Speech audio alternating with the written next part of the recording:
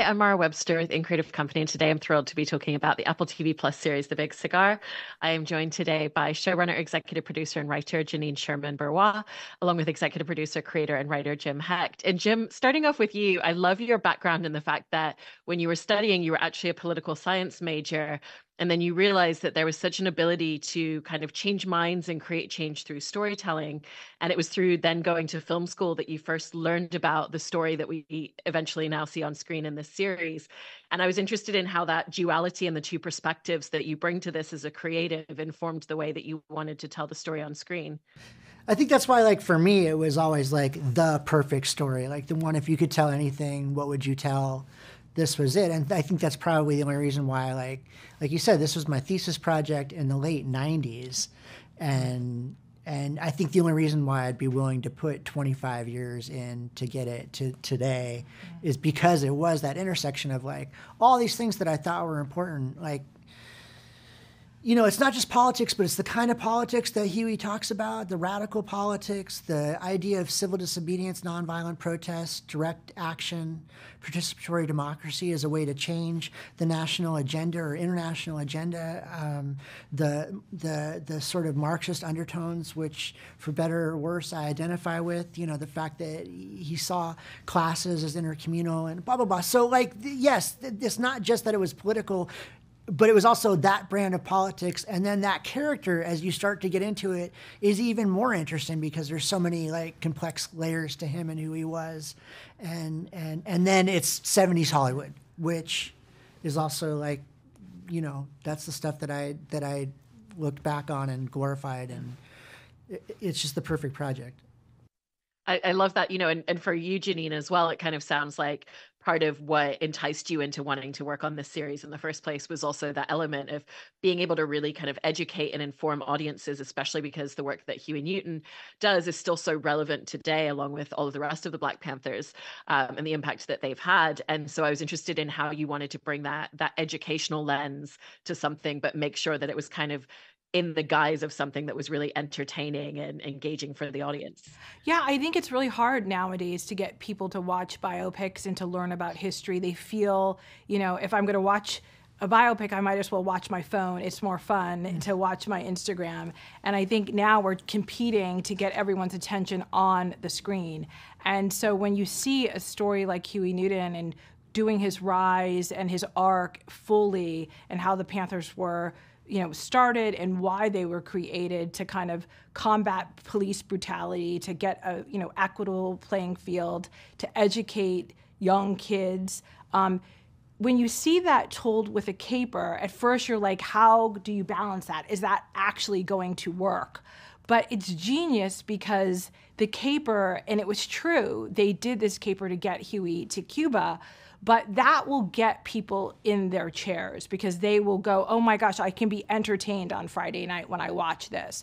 But then they will learn the rich history of the Black Panther Party and what Huey put on the line for everyone. And that's hard. And as you know, like, we're struggling to tell Black history right now. There's measures against teaching it. There's books getting banned. And so any bit of it that can actually be, you know, lionized forever on the screen is important. And I love what you're bringing up there in terms of the tone of the show and using these elements that, you know, have almost like a comedic caper sensibility to them within the telling of a biopic. And so for both of you, I was interested in just what was that journey of really figuring out how to meld those tones together, because I think the show does it really successfully. Yeah, I think it's like a whittling away and finding it as you do it. I mean, I learned a lot on the show. And so I think initially there's an instinct to try to put my voice on the page or our voice on the page. Mm-hmm. And, you know, there's this saying, principles before personalities. Mm-hmm. And so the instinct is to put my personality out there and have that, you know, tell the story as it became more and more of a reality and you're settling in on what's important. That had to shift to fit this subject matter, which, yes, has elements that seem on its surface, you know, potentially comedic, but at its core is very serious and needs to be dealt with as such. And so the principle of aligning myself to the character and the story and subject matter slowly had to get whittled away to where they met each other. And that was a collaborative process. You know, I learned a lot as a person from Andre Holland. Yes. You know, and the feedback that he gave, that Don gave, that Janine gave, that our writer's room gave. Like, as a person, I learned a ton on this project. Yeah, I would add to that, you know, Don Cheadle directed episodes 1 and 2, which he executive produced, and he set the tone. He did not want to at all make light of what the Black Panthers fought for. He thought Huey's journey should be our focus, our North Star.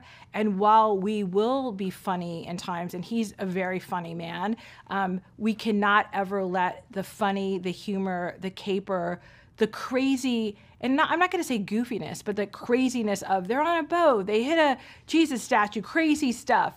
That can never overshadow the fact that people spoke truth to power. They had, Huey Newton had the whole American government after him. The FBI made him one of their #1 targets.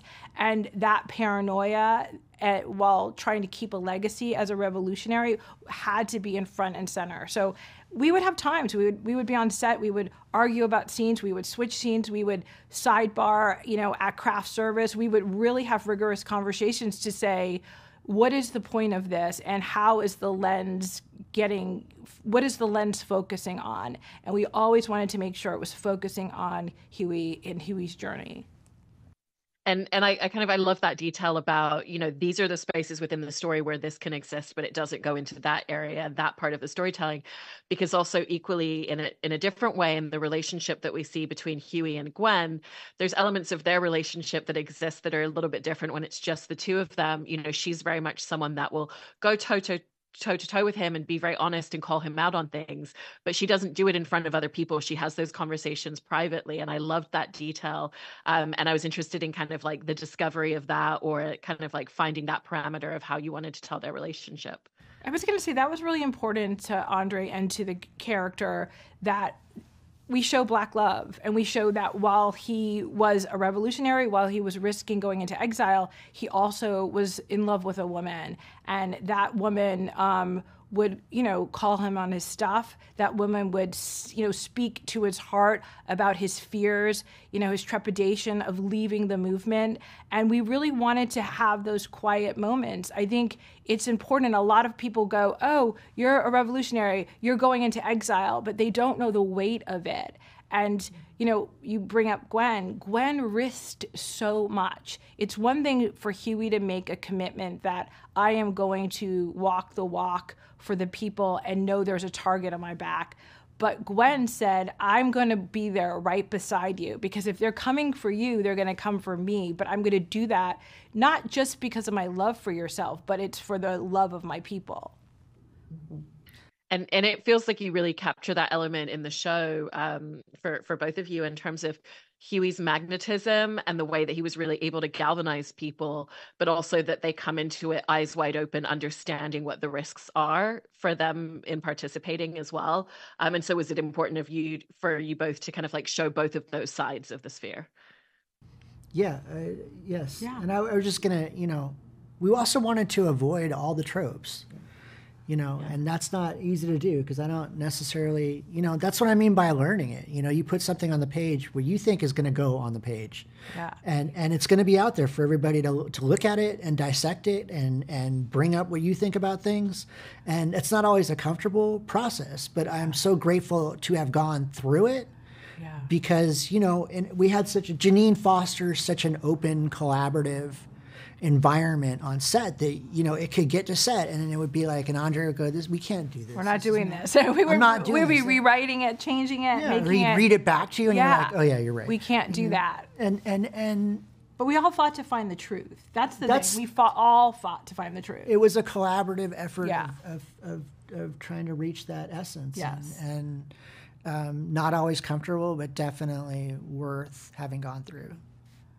And I think it's such a great point as well in terms of bringing up the kind of personal weight and responsibility. And we really see that as an internal journey for Huey throughout the series, and the way that it impacts even just his mind at various points. And so how did you kind of look at what would the personal implications and just like the mental weight that you're taking on throughout this be, and how you wanted to explore that with his character. Yeah, I mean, you're looking at one of the things that's fortuitous about The Caper is it comes at a time when Huey's at a crossroads in his life, and all these factors are in convergence, and he's really coming to a place of reckoning with where he's been and where he's going and all that stuff like that. So you have a character conflict going on at the same time as this action-packed, thriller thing and so forth. And so for me, we didn't want to do hero worship. Yeah. We wanted to do something, because I don't think it's necessarily helpful to show perfect people doing an extraordinary thing. I don't know that helps an everyday person. And here, I think it helps to embrace people's vulnerabilities and get into those and show the truth of them, who also did extraordinary things. And so this was a man who had been in solitary confinement for 3 years, which we now know is a form of torture. Didn't know that then. So he's coming out. I don't think they had the term PTSD back then, or if they did, it probably just applied to soldiers. So he's coming out of a torture situation into extreme celebrity, with all of a sudden the federal government of the United States is using all of its resources to try to kill you.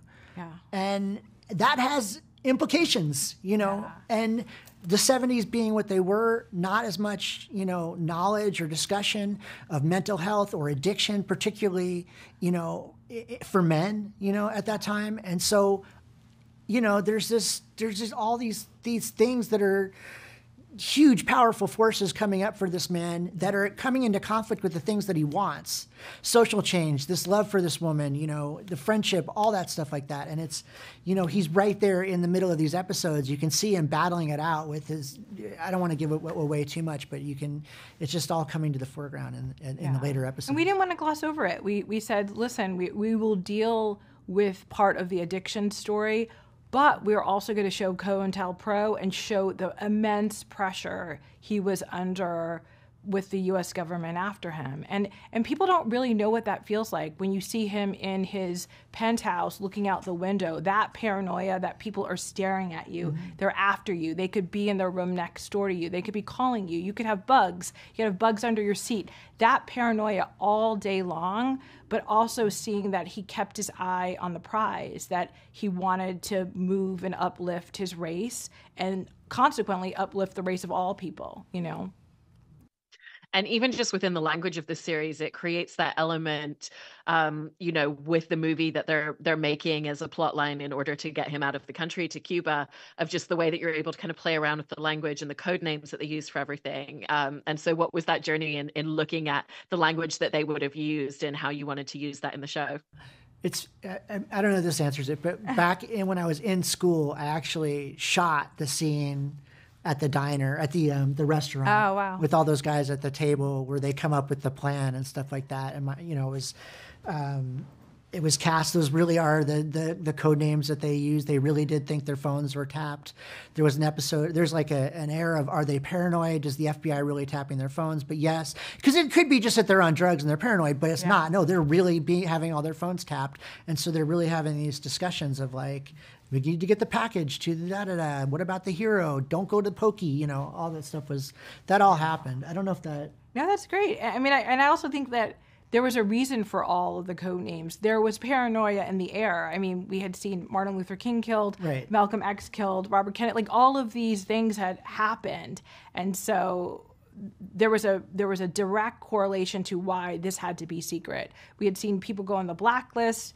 Bert's father dealt with that. Like, all of these issues were real, whereas they're not something that we deal with daily now, but they're something that daily they thought, like, revolution cannot happen unless someone dies. Like, for Huey, they really did organize a shootout in the hallway of his building to try to draw him out and kill him. Yes. They really did routinely wake him up with a gun in his face, in the middle of the night. Like, and put other, moles within the Panthers to play against each other. So that's a paranoid feeling. And we wanted you to feel that kind of fear so you could put yourself in their position and go, how would you react?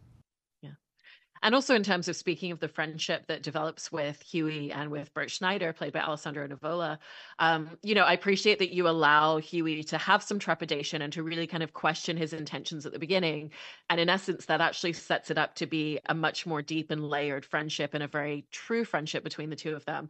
And so what were some of the important things that you wanted to capture in their dynamic with each other throughout the show?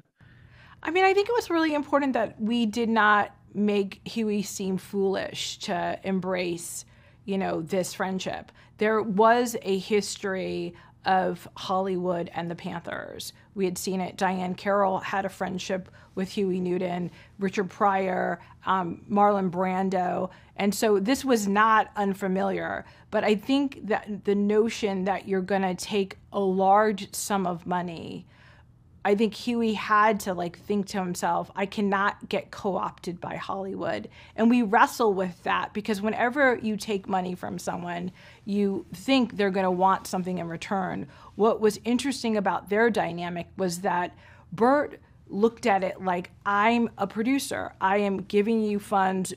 Go make the revolution, continue what you were doing. Because the revolution, all of that work they were already doing.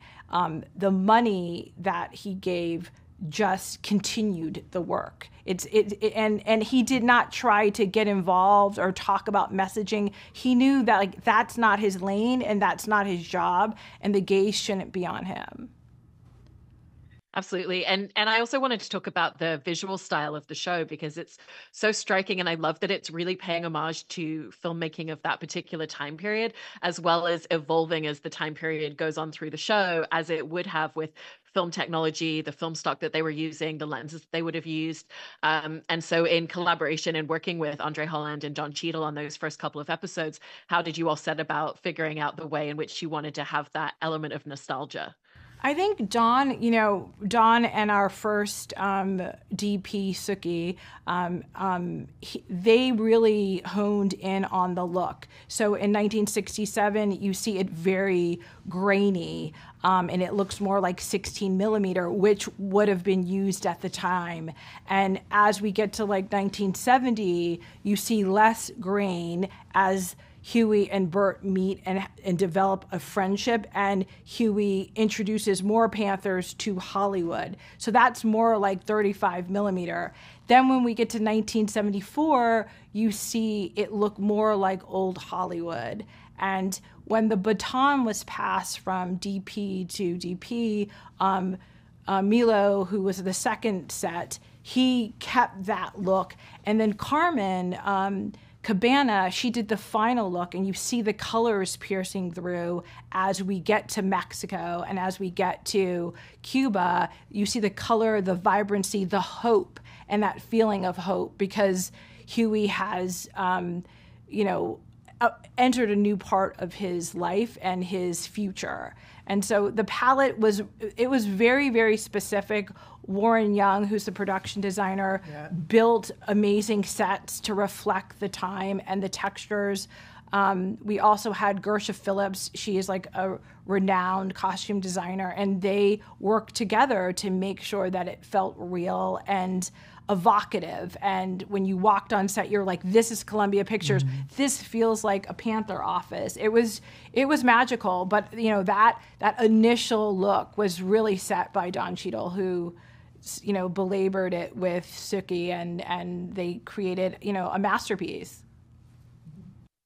Yeah, those visual elements are one of my favorite things about the show and how it all looks and feels. And I loved hearing all these details about how you made it. So thank you so much for your time today. I appreciate it. Thank you. Thanks for having us.